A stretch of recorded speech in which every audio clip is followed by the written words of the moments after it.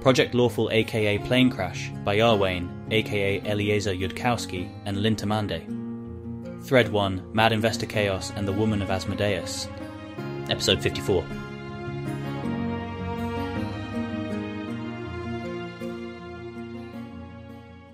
Shortly after, there's a knock at the door.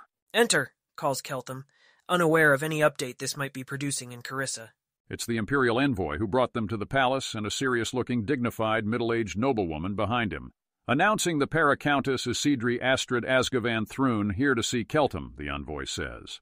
If you have a moment, that is, Isidre Thrune says pleasantly, then looks more serious. Or realistically, more like half an hour. Is this a good time? Does lots of names indicate importance? Keltham remembers mention of very powerful wizards having unreasonably long names. Oh, and that sure is a big fancy-looking headband she's wearing. Works for me if it works for Carissa. I am afraid I was hoping to speak to you alone, Isidre Thrune says, half inclining her head in an apologetic gesture. Keltham feels vaguely like he's supposed to check with Carissa about this, but has managed to pick up the rhyme, if not the reason of some chelish interactions, and does have the ill-formed sense now that he's not supposed to ask Carissa's okay to say yes to this. "All right," Keltham says. Then he runs a quick detect magic to see if he spots anything weird about the envoy, for that small further chunk of probability in case this is a Kuthite plot. Okay, Keltham thinks that looks like the arcane mark of the person who ran a bunch of spells on him last night. Carissa curtsies and steps back. From Mayol's reaction, she was not expecting they'd be able to get the 8th Circle wizard needed for this conversation in today. She's pleasantly surprised. The envoy accepts a note for Lrilatha from Keltham. Isidre Thrune escorts Keltham to a nearby interview room, sumptuously appointed, but not in Doompunk, with no external windows. They will be seated across from one another in luxurious padded chairs, still monstrosities of ergonomics by Dathilani standards. Between them an intricately carved round table bearing a variety of exotic snacks and fluted beverages. The envoy, after the two go, informs Sevar that they are to follow soon and silently behind. Sevar will watch this interview through a one-way wall so that a nearby spellcaster running Detect Thoughts can keep half an eye on Sevar's own thoughts in case she wants to loudly think anything important. If so, the information will make its way to Isidre Thrune, who has one of the highest splendors that could be found on this much notice. Also, Mylol is temporarily unavailable for a while, and Sevar is back in charge for something like the next half-day. Carissa is confused, but right now she should probably focus on this conversation, which is fairly high stakes, and poke that confusion later. Here, while she's at it, is a shopping list for Keltham should Lrilatha approve his project. "May I inquire what this is about?" Keltham says in his best, very serious mode. Isidre Thrune nods. I am, as you may have surmised from the headband, one of the highest boosted intelligence individuals in all Cheliax, and one of those who have been reviewing events on your project from here in the palace. I begin by offering you the following piece of good news. Ione Sala has awakened, and, though she is not quite returned to normal, the fact that she awakened at all is good news about her prospects of eventual recovery. One of the very smart people who are smarter than the other people. Check. It's sort of good to know they actually exist at all, and are optimizing stuff in governance here at all. "Sounds like apparently good news," Keltham replies. Though, did she seem like herself at all? Like definitely Ione, but after effects. Or more like didn't return to anything like being Ione yet? If they don't know about the Nethys thing, he doesn't want to mention it yet, at least, not if she otherwise recovers anyways. But he's still concerned about whether it's Nethys in there now, or Ione. Isidre inclines her head. The former, I would say, though I'm going on the reactions of those around Ione Sala, rather than having very much acquaintance with her myself. Did you expect otherwise? I'm not clear on what to expect from forcible human-god interactions. Isidre briefly sips from one of the fluted thin glasses laid out on her side of the table. Or perhaps you have a guess you arrived at by stranger means. Pilar Pineda, I hope you've by now heard, has been resurrected after surprisingly having been located in Elysium, the chaotic good afterlife.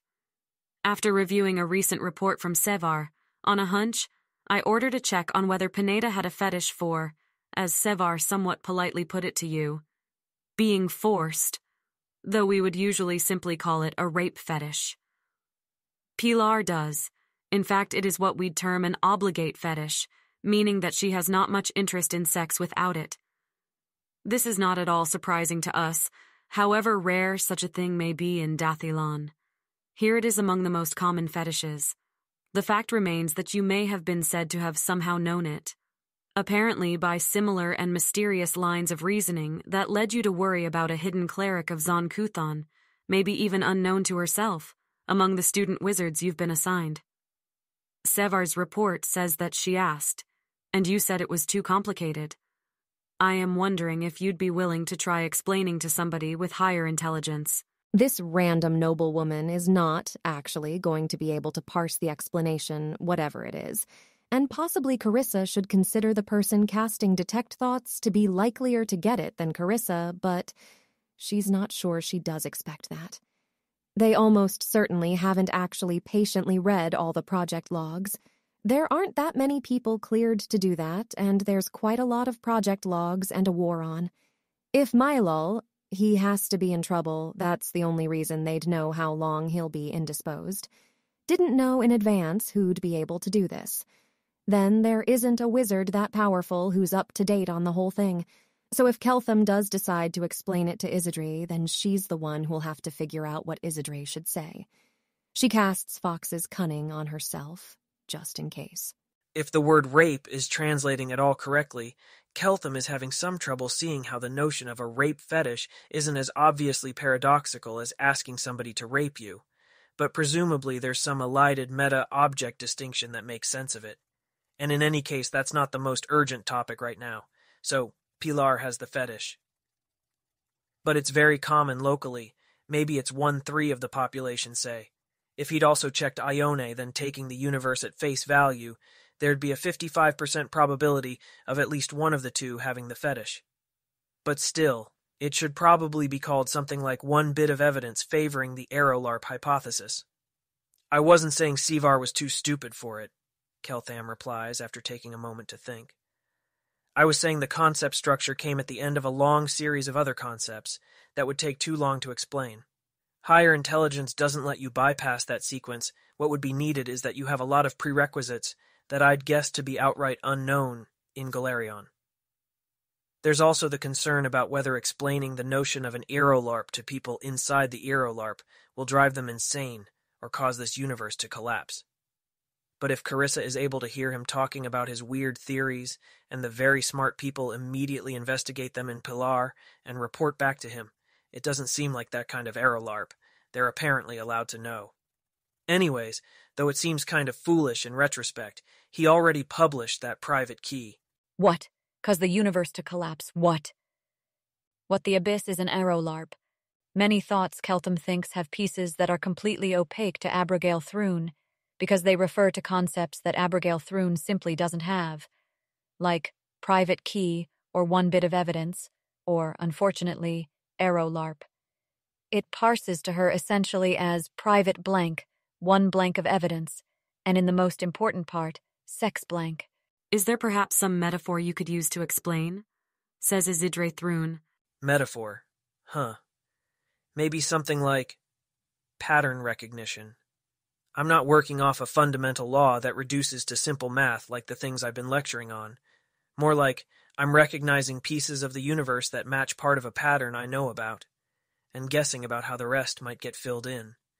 Like, actually, I don't know if you have fictional novels here. There weren't any in the Archduke's library. Do you have, like, untrue but popular stories about, I don't know, some girl who wants to rule her own planet when she grows up, and then she's abducted by aliens with lots of problems and has to solve those problems to become ruler of their planet? I mean, those wouldn't be your stories, but I wouldn't know what Golarion stories are about. We have novels, certainly, Isidre replies. Though in Cheliax, most of the novels we have on hand predate the recent ascent of the Asmodean Church here, and are somewhat appallingly written. We have not considered it the best use of Cheliax's sharply limited resources to make better ones exist, just yet. An example of the sort of thing that might be in one of those novels. Maybe a boy finding a magic sword, falling in love with a beautiful princess, using the magic sword to slay a dragon, and presenting the dragon's death to the princess's father to win her hand in marriage. I admit, I have not read many of those myself. Carissa is pleasantly surprised. The answer suggests someone in the loop, in fact, has read all of the conversation transcripts, and maybe a bit of the Taldane books besides. Certainly. Keltham's sort of disappointed. He was hoping a very smart person here would know better than to talk with the Probability 1 declarations sprinkled all over the crazy books here. He guesses that's a matter of law more than intelligence. Then if someone has read a number of stories like that, if they got to the point where the boy falls in love with a high-status woman, after having earlier obtained a magic sword, they could guess the boy was going to do something with the magic sword to impress the high-status woman. I see, or think I see. But where are you getting the patterns that you're using to determine that Pilar has a rape fetish, or that one of the girls is a Kutite sleeper operative? From reading his friend's fan fictions about a currently super popular novel deconstructing aerolarps. Aerolarps that, by comparison, almost nobody must have actually played, compared to how many people found out about them by reading some of their friends' fan fictions, so they wouldn't be left out of discussions about it. But that's not really what she's asking, anyways. Now, how to reply without panicking her over the idea that her universe might be fictional, which isn't even actually the idea here. But if you don't know about computer simulations and the generalized notion of laws of physics that let you imagine alternate such laws, and equivalence classes of causal structures embedded in other structures and reality fluids generalizing quantum amplitudes, what do you even say that the smart but ignorant Galarian native doesn't just parse down to possibly we're all just a generalized illusion or maybe trapped in some sort of book? Sure, go panic now. I'm not really sure how to say it, except that the patterns are in my memories out of Dathilan, and their origin in Dathilan was complicated, Keltham replies. I would not have particularly expected to find facts and events here, corresponding to those memories, and a lot of things don't correspond in that way. To be clear, I'd have been much less confused, getting here, if this world was even 5% made out of things I was expecting to see. But there's bits and pieces of this world, all over, that fit into one pattern or another. And the danger is that I'm just looking up at random clouds and seeing faces, trees, patterns in the sky that are pure coincidence. As you say, if the fetish is very common here, then Pilar having it isn't much evidence. Now, how to reply without panicking her over the idea that her universe might be fictional, which isn't even actually the idea here.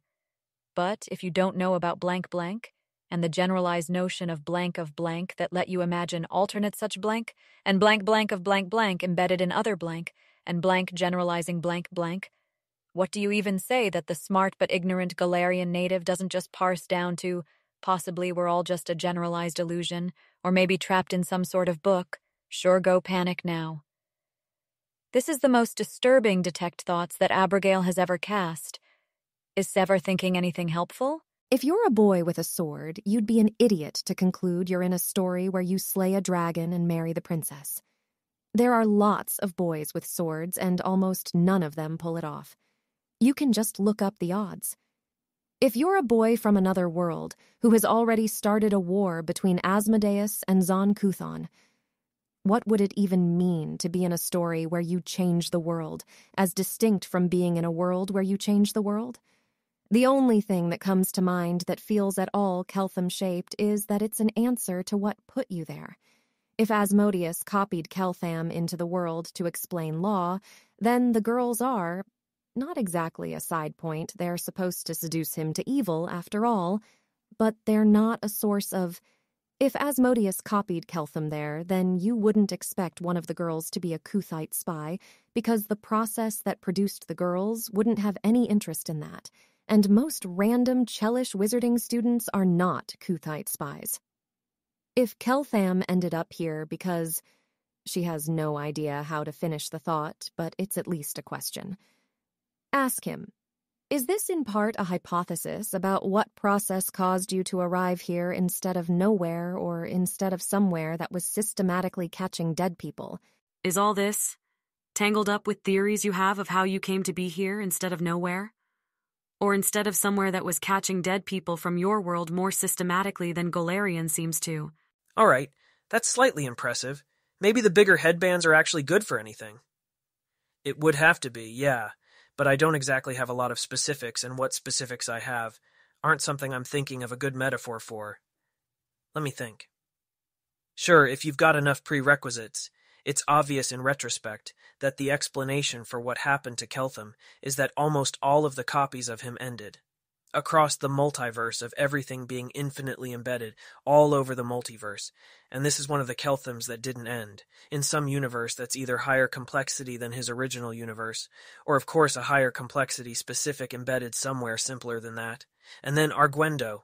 If the Aerolarp hypothesis is correct, he was localized to somewhere such that it has convenient, evolutionarily implausible masochists who are super okay with not being let out of their chains when they struggle, so that hurting them during sex, which it turned out you really wanted to do, doesn't get you kicked out of that city or exiled to the last resort.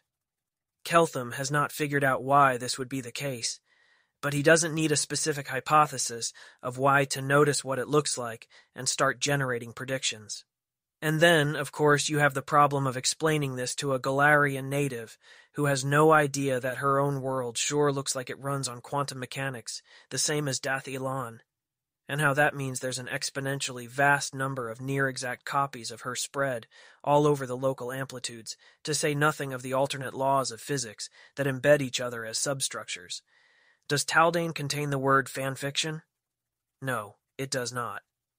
Well, there goes that metaphor for this world is a continuation fic of my life, because in an infinite multiverse containing an infinite number of fan fiction writers, no book can ever truly end.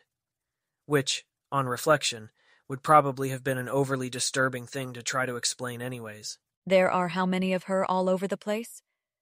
Where and what are they even doing? Does Dath-Ilan actually know all this, or are they just making it up? Are you thinking possibly that you are in not one of the outer planes that we think of as an afterlife, but rather that this entire greater universe is your afterlife? Ventures Isidre Thrune. It doesn't seem to be what Keltham is thinking, but maybe he'll explain why it's not. That gets Keltham to smile briefly. Well, this universe rather counts as my afterlife by definition, what with my life having ended, and this being after it. I don't really have the concept of your afterlives down yet, though, so whatever further connotations you were thinking of importing from the standard terminology, I can't say anything about those.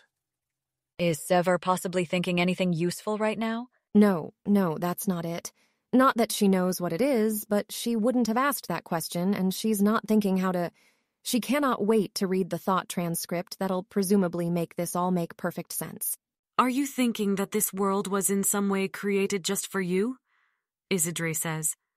Maybe that you're the only real person here?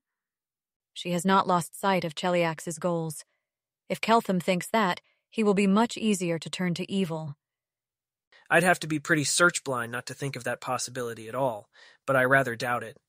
Anybody who put me in a fake world with a Carissa who isn't real and has no internal experiences is not at all doing me a favor by that. And why make a whole world for somebody if you're not doing them a favor? I can tap myself with a truth spell and repeat that. If your version of governance wants assurance that I'm unlikely to strangle all my students after deciding they're not real. It's quite the opposite of what governance wanted to hear, but Abigail didn't expect better. This seems like a good opportunity, or maybe excuse would be a better word, to change the subject. Abigail is starting to think that figuring out how to wield Keltham's second law is not, in any case, the incredibly good idea that it may have seemed to Sever at the time. That does bring up another topic I'd meant to discuss, Isidre says. We can possibly return later to the topic of the patterns you're recognizing, if there's time, but I wanted to be sure we covered this other topic before I return to my unfortunately busy schedule. Understood. We have a great deal more experience with people like Carissa Sevar, or for that matter, like yourself, than Dath-Ilan seems to have by Sevar's reports. Is this correct? You can just ask me to review the reports, you know. But yes, or rather, my suspicion is that not many sadists in Dath-Ilan know what they are, and civilization tries to prevent us from finding out, because Dath-Ilan does not have masochists. If you've reviewed the transcript of my lecture on evolutionary theory as the basis of biological order, the notion of enjoying pain, the signal of damage to the body, is not something you'd expect to see. Carissa, if I was interpreting her correctly, thought masochism might have evolved in a situation where women are continuously, not having a great time, but could maybe do better by bonding with their captors. I'd put at least even money on it being something a god put in instead, or otherwise artificial. The fact that something like that even exists here, that I, a sadist, am complimented here by a perfect complement to my own desires, one that shouldn't exist, is part of why I suspect that I'm not in a universe that I matched up to at random. I'm sorry. I'd meant to move on from that, but are you saying that masochists in Galarian were created for you? No! Not in a universe I matched up to at random. Lots of worlds, and why he ended up in this world is confusing, and the most notable feature of this world from his perspective is that there are perfect matches for all his incredibly conventional kinks that Dath Ilan tried and only sort of succeeded at breeding out of their lawful good planet of lawful goodness. Carissa would have responded, I'd predict that most worlds have masochists.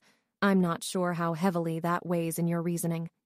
That'd correspond to some of the more relatively disturbing possibilities that I'm sure hoping aren't true, because I'm kind of screwed that way, either by being the only real person here, or by being responsible for the existence of a whole lot of other people, many of whom seem not to be leading very fun lives right now. But no, my main theory is that a vast or weighted infinite number of worlds exist, and I was non-randomly sent to a world where masochists exist, non-randomly dropped at the world wound where I'd run into Carissa Savar, and by the way, it so happens that whatever bureaucratic process that world used to pick the people who'd be my students would happen to run across Ione and Pilar, and also somewhere in there a girl who's working against the rest of us. Sala and Pineda got oracled after they met Keltham, but she's not sure if this changes anything from his perspective, and this cannot be asked, because he doesn't know their oracles. I'm not sure how heavily this weighs in your reasoning, but I think I would expect most places to have masochists. In fact, it seems to me that masochists make perfect sense under the theory that you described to your class. Dath Ilani anti-interruption norms with respect to Paracountess-level people are much, much less strong than they are in Galarian. Sure, you'd notice if it happened often, but everybody can take a few interruption tokens per conversation. It doesn't mean anything. Applying evolutionary theory in general is surprisingly hard, and doing it to human psychology in particular can run into a lot of pitfalls. I'm sorry, I should have attached warnings about that. We got those in the classes I took, but I was trying to run through the subject on the way to other things, and neglected that. There's very exact rules for what you should and shouldn't predict using that theory, and if you're doing it after you've already seen what reality's answer sheet looks like, there's even more precautions you need to take, which rest on the law of probability, which I'd previously planned to explain today, before stuff happened. Keltham's thought processes show no awareness of himself being rude, only sincerity plus some background thoughts that are full of incomprehensible concepts. Not that this is an excuse in Cheliax, obviously, but it means that reprimanding Keltham cannot be the correct move. She's not particularly happy about being interrupted, but has a great deal more impulse control than certain people seem to think. Well, I won't challenge your expertise or your warning then, Isidre says calmly. The point remains, you are a newcomer here. We have had masochists for a while, and we have sadists who know what they are. This I do understand, and had not meant at all to contradict. I foresee some possible points of trouble ahead for the two of you, and wish to avert those if possible. I am listening very intently. Sevar, being the sort of woman that she is almost certainly attracted to you in part because of a fact and quality about your situation that she is probably rather reluctant to explain directly for a number of reasons. Namely, that you have, in fact, great power over her. Because I can fire her from the project if she, doesn't have sex with me? Keltham doesn't like it, but he has started to grasp that Galarian is full of people who seem to think that the correct thing to do with a threatening decision matrix that would not counterfactually exist absent your predicted tendency to give in to threats is to give in to the threat. His world doesn't have what? No, this sounds like things Aspexia has told her about gods and god arrangements. Are they all pretending to be gods there? But that's not what she's pursuing right now. Keltham is adorable. Carissa lights her own hand on fire about this thought, since other people seem to be kind of negligent on that. She so does not have time for this.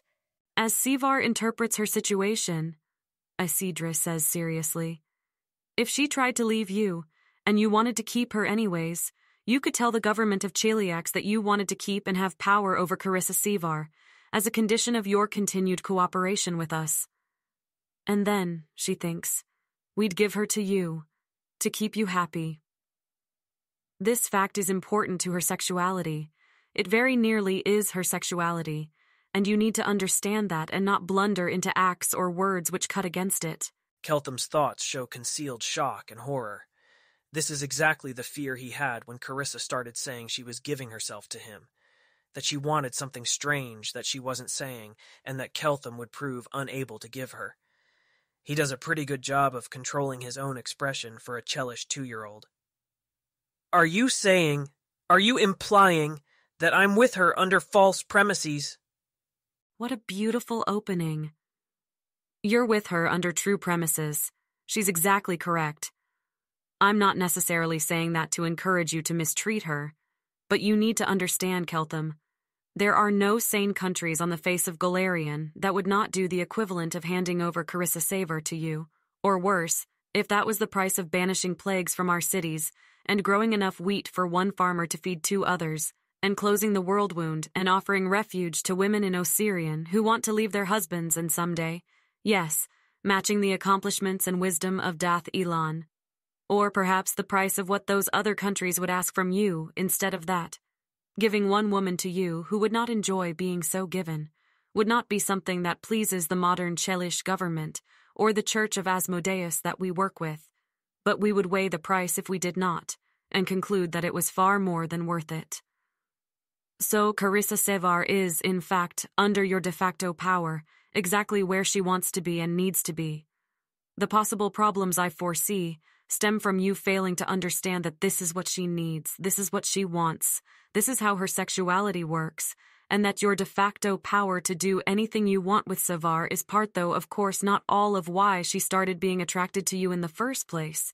It is in the interest of Cheliax, for obvious reasons, that you continue to be happy with Carissa, fond of her home country of Cheliax, energized and productive for your project, and not distracted by being heartbroken after what happened when you were always careful to emphasize to Carissa how much she was free to go at any time if she didn't want to stay. I need to think about this, Keltham says. I shall wait. Question 1. Are they being honest with him or not? Sub-question 1.1. What motive do they have to lie? How do they gain from tricking him into doing something terrible to Sevar? It's not like they could threaten him with the revelation of that to governance, even if they mistakenly think he'd respond to a threat like that. And now the tree isn't branching further. Keltham is having more trouble than usual thinking about this. Part of himself is recoiling in horror, and it's not because the situation being described sounds awful for Carissa, it's because something about it seems terrible and threatening for him. Is it that he distrusts himself with power? Is it that he's afraid of pressuring himself into doing something to Carissa that he didn't really want to do, even if she turns out to want it? Is it that the entire fucking situation is mandatorily illegible with no carefully optimized meshing gender tropes, and nobody is allowed to negotiate anything in plain baseline? How do you know the contents of Carissa's mind in such detail? She's picked up now on some of the rhythm of Keltham's internal thoughts, has noticed a notion of, what does it predict?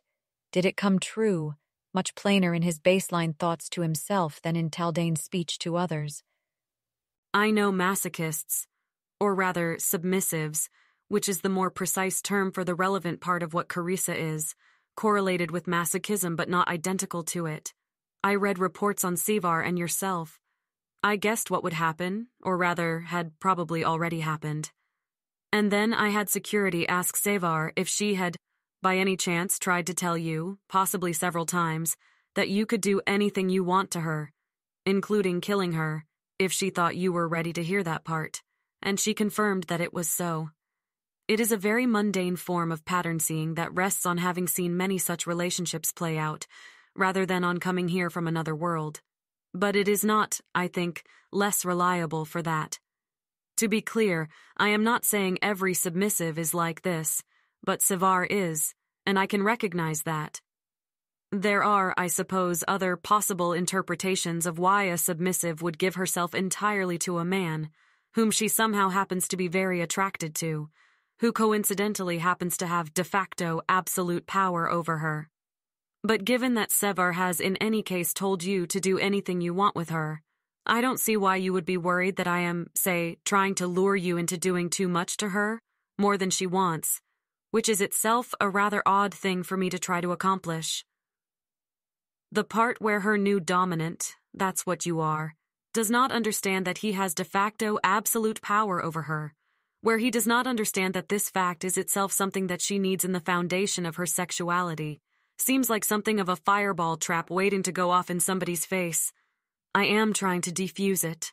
And the reason that you and not her are saying these things to me? First of all, that is itself something you do not make a submissive do, especially one like Sevar. You don't make her spell out exactly what you could do to take her, in a way that makes it clear you haven't thought of that yourself, and would never think of that yourself. That makes it feel fake to her, like the whole thing is pretend. Second of all, I am under the perhaps mistaken impression that she tried to lead you to those answers and you did not listen, perhaps because she was too close to your own age and not wearing a sufficiently impressive-looking intelligence headband. Keltham tries to think about this. His mind feels tired. Adath Ilani remains able to complete their thoughts, except when under the effect of relatively significant drugs, or maybe if they're in the middle of falling asleep. But right now, what his mind patterns are mainly saying is, come back to this later, and slower. Do you have a recommended course of action for me that's different from what I was doing already? Keltham says. Part of him suggests that their provided course of action will look a lot like chaining up Carissa and actually raping her a lot, and ignoring her, countermanded, if she was still obeying, requests to be let out.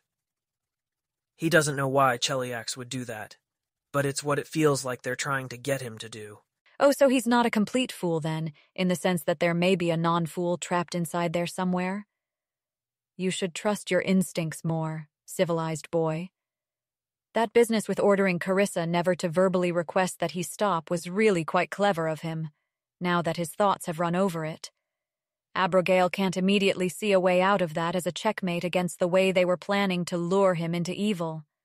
Carissa should have looked sad and told him that an order like that would take the fun out for her, found some excuse to turn him down. As the Keltham expert, it was her job to realize what he was really doing there, even if Abigail didn't realize from the transcript. If Sevar is worried she's not being punished enough, she can repent her failures there. I think, first and foremost, that you should not press yourself too hard or make yourself unhappy by going too far too early, even if that's what Sevar wants. Isidre says, making a sudden change of plans. This is an evil country, not a good one. And among the foundational reasons for that is that good people all trying to help each other instead of themselves seem to inevitably end up sad and unhappy at the end of it. You have a civilization to build here, Keltham. Your role in life is not actually to make Sevar happy. She is responsible for her own life's happiness, as you are for yours. With that said, if you yourself, for your own sake and not hers, decided one day to demand that the government of Cheliax give you absolute power over her and order our security to put her forcibly into her chains any time she didn't want to go, Carissa Sevar herself would be very, very happy about that.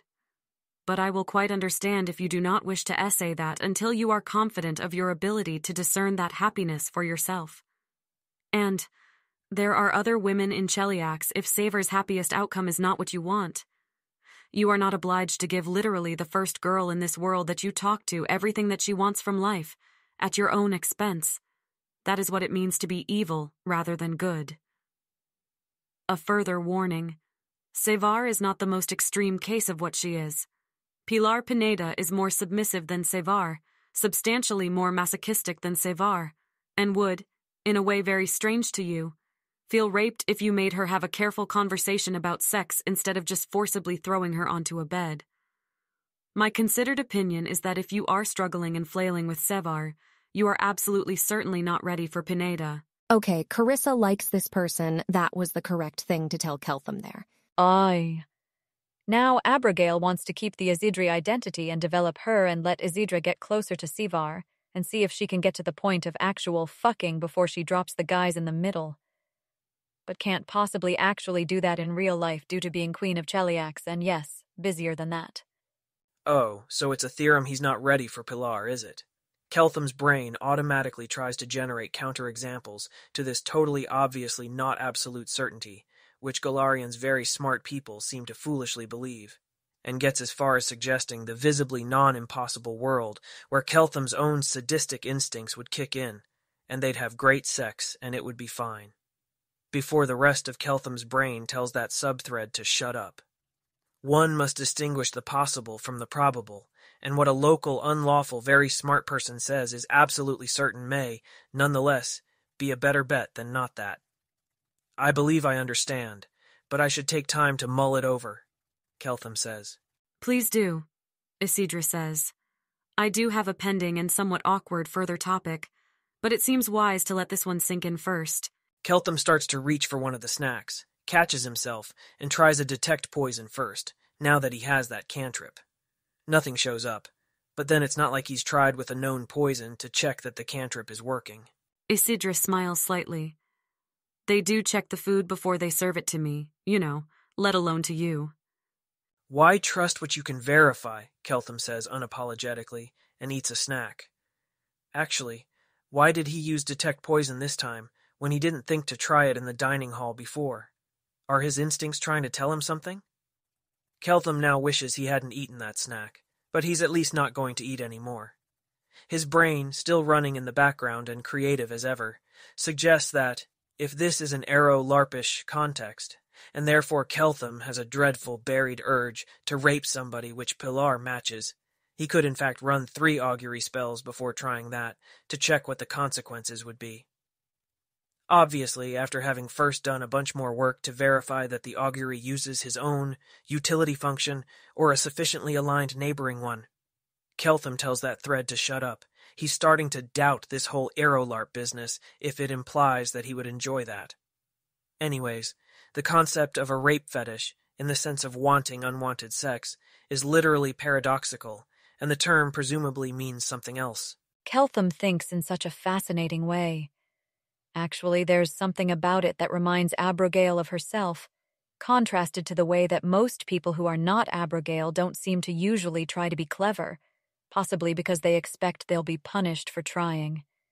Keltham is all about the cleverness, not in the false artificial way that Abigail associates with people who are not Abigail, but in a genuine way that permeates all his thoughts. He is constantly thinking of ways to make his day even more fun, one might say, if not in quite the same way as herself. They're also going to have to prevent Keltham from finding out the false future spell exists. Can they do something clever with that, with giving him false answers to auguries? The trouble is, if you have sufficiently good cause to think you're helping somebody, it may not count as evil. Even if Pharasma counts it, it may not help in the sense that it fails to corrupt Keltham in the required way. You say, Keltham says, after some further contemplation and letting things sink in, that you'd give Carissa to me, even if she didn't want to go, because the other lives at stake in Cheliax outweighed her life. Then you do not seem to feel yourself forbidden to do that sort of thing, to override the deontology meant to be reliable, without having to think about it a lot, and forcing everyone else to think about it a lot. Rules and protections and guardrails around one life, when many other lives are at stake. Then inquiring minds might want to know if you would not also, in the event I stopped cooperating with Cheliax, decide to try to keep me here anyways, with so many lives at stake. If we hadn't made, and then formalized an agreement saying otherwise, that is. And perhaps even if they had made that agreement, because somebody breaking an oath and going to Abaddon over it is maybe still worth it for them. Sevar should have foreseen this annoying fucking consequence of giving him that planned story about her sexuality. Abigail herself should have seen it coming, really. It's a stereotypically good thing to say, and his good society would absolutely have programmed that particular whiny complaint into everybody from childhood. It's just not easy to think like that. Isidre inclines her head. And you're wondering why we didn't just kidnap you here directly from the world wound and not make any agreements with you first, if that's how we operate? It's very obvious why they wouldn't do that, especially if they were okay with sacrificing a few souls to Abaddon if that became necessary. Namely, to keep Keltham cooperative at the start. This would be my own primary objection to societies that are good instead of lawful, and from my perspective no society on Golarion is remotely lawful. There was also a certain tendency, in Dathilan, for the very smart people who are smarter than the other people to also lean more good, but kept sensible in our own case by law that those very smart people comprehend far better than I do. I get along fine with Carissa, and expect to get along fine with my other research group members. I am concerned that perhaps the upper rank of Chelish governance is a little too good for me. Why is her life like this? In theory, Isidre says, unperturbed, there's a set of complicated replies here, and in practice a much simpler one. In theory, for example, you arrived at the World Wound, which is itself governed by treaties that Cheliax signed and indeed had a primary hand in designing. We could not have stopped you from walking out on us there, and so it was reasonable to offer you guarantees to come away from the World Wound to Cheliax proper. In theory, our government has never said to Carissa Saver at any point that we would not sacrifice her if that becomes necessary. It's not that we'd be violating a rule around her, but that it's understood that this sort of thing might unfortunately happen, because all of Golarion is in a far more precarious situation than Dath Ilan. In principle, if Sever had been disturbed enough by that, she could have tried to sign a compact with the government saying otherwise, which we would have kept if signed. But Sevar would have needed to find something to make it worth our while to sign that compact, and it would have been pointless and expensive, and not really worth it. And if you ask why Sever didn't go to a country with more rules instead, my reply would be that, while there are some countries with many more rules, they are not good ones, and also that moving countries is expensive in Golarion, and not just in the cost of the teleport. In the understandings that exist in Golarion, Cheliax is starting with you from scratch, not from the sort of relationship we had with Sevar as a citizen, where it's understood that we can sacrifice her if necessary for some much larger benefit. In practice, the actual and much simpler reply is that the revelation from Asmodeus which led to this project's establishment said, or at least, we think this is what Asmodeus was trying to say, to not pull any of that on you. So no such discussion was ever entertained at any level of government.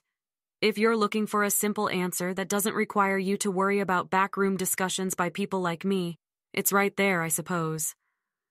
Possibly that's why Asmodeus ordained it so, if you feel that way. I don't think we would have decided to unsheath blades at you, absent his order. But I can see his order simplifying things from your perspective.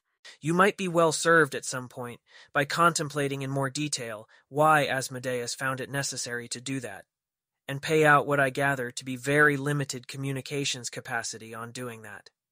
He would not have needed to do it in Dathilan, for all that Dathilan is supposedly a good country, and Cheliax is supposedly an evil one.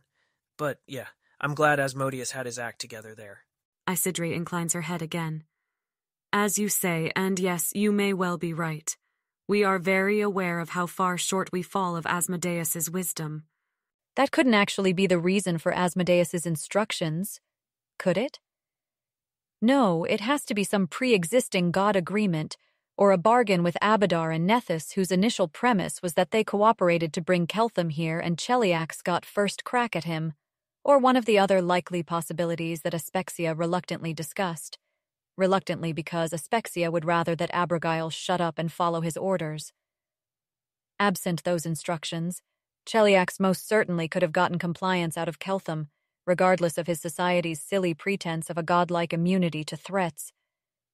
And now Keltham is thinking about how the other possibility would have played out, whether he could commit suicide using a create water cantrip or other tools that his god could unilaterally give him. But Cheliax could just raise you then, poor fool. miracle doesn't require consent. The only danger would be if Abadar could instruct Osirion to raise Keltham before Cheliax could, and Cheliax would know it was in a race and they would have that information first. Now Keltham is also thinking about Ray's dead, and thinking about the story Carissa gave him about oaths, and how he could, if necessary, break an oath over something trivial, unilaterally in a way that nobody else depended on so it wouldn't actually violate the blank, and so go to Abaddon.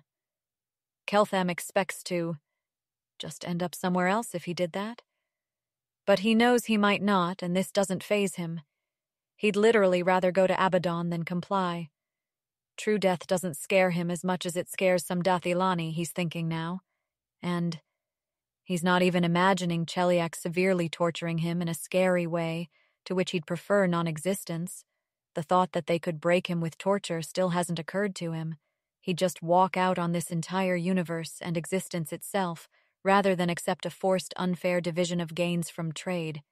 Because if you can't do that, why would anybody bother bargaining fairly with you? He wouldn't actually have been able to do it if Cheliax was running detect thoughts on him and not otherwise restrained by Asmodeus. They've ever had experience with uncooperative torture victims. You don't instantly end up in Abaddon and instantly get eaten. But maybe, just maybe, Abigail feels the tiniest shred of respect for Keltham at this point. That degree of fuck you is something she can appreciate. Of course, now she wants even more to see what Keltham's mind would look like when it broke. But Asmodeus said not to do that, so she won't. See, Keltham's lips are moving again, and Carissa's getting confused about the nature of good and evil again. It's getting to be a pattern. Last Wall wouldn't hand her over, probably. Why? Simplifies cooperation with people like Keltham jumps to mind as an explanation with Fox's cunning up. In a way, it wouldn't jump to mind otherwise. But obviously, the good gods do sacrifice people to horrible fates to achieve their goals. What's the difference? Is it just that good gets incredibly worked up about rape in particular? Why did Asmodeus tell them to cooperate with Keltham? It's one of 3 important glaring confusions right now, along with what is Maelol in trouble for, because Carissa suspects she's probably in trouble for the same thing, even if they're going to punish them one at a time about it. And what does Kalian want, which she's trying not to think about, but which feels salient since they're talking about, good, and whether they sacrifice people to be raped if it achieves their long goals.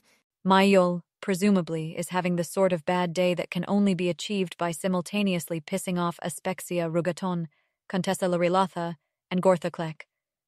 Oh, don't worry, my dear. My personal order of Irori monks won't blame you much, despite your obvious complicity in the error. They're hardly expecting you to manage me, what with my having ordered transcripts of your thoughts. And besides, your natural and self-inflicted punishment is about to come due anyways.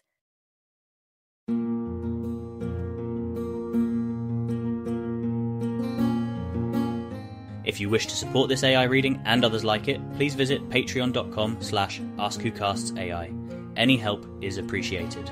And thank you to executive producer John Doe 7776059.